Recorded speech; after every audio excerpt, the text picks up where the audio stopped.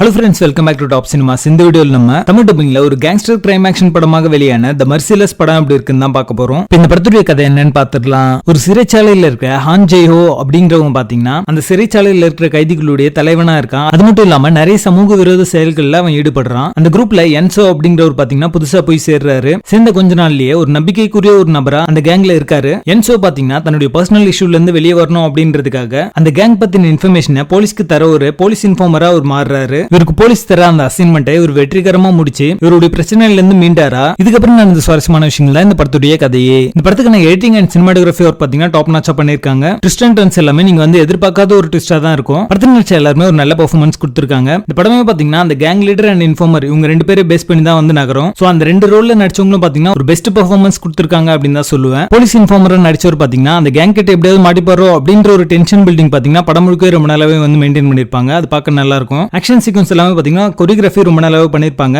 Action movie ஃபேன்ஸை satisfy பண்ற மாதிரி அது அமைஞ்சிருக்கு அப்படின்னே சொல்லலாம். இந்த படத்துடைய பெரிய பிளஸே பாத்தீங்கன்னா இந்த படத்துடைய ஸ்கிரீன் பிளே தான். உங்களுக்கு ஒரு edge of the seat experience கொடுக்குற மாதிரியான காட்சிகள் இந்த படத்துல இருக்கு. சட்டிலான மாஸ் சீக்வன்சஸ் நிறைய பாத்தீங்கன்னா ரொம்ப நல்லாவே ஒர்க் அவுட் ஆச்சு அப்படின்னு சொல்லலாம். இந்த படம் முழுக்கவே படத்துடைய பேசிங் பொறுத்த வரைக்கும் சில இடங்கள் பாத்தீங்கன்னா இன்ட்ரெஸ்டிங்காகவும் சிலதெல்லாம் டிராகிங்கா தான் இருக்கு. மொத்தத்துல இது ஒரு one time watchable crime action படமாக வந்திருக்கு. அடல்ட் கண்டென்ட்டும் வயலண்டான சீக்வன்ஸும் இருக்கிறதுனால இந்த படத்தை நீங்க ஃபேமிலியோட பார்க்காதீங்க. தி மர்சிலஸ் படத்துக்கு எங்களோட ரேட்டிங் 6.5 out of 10.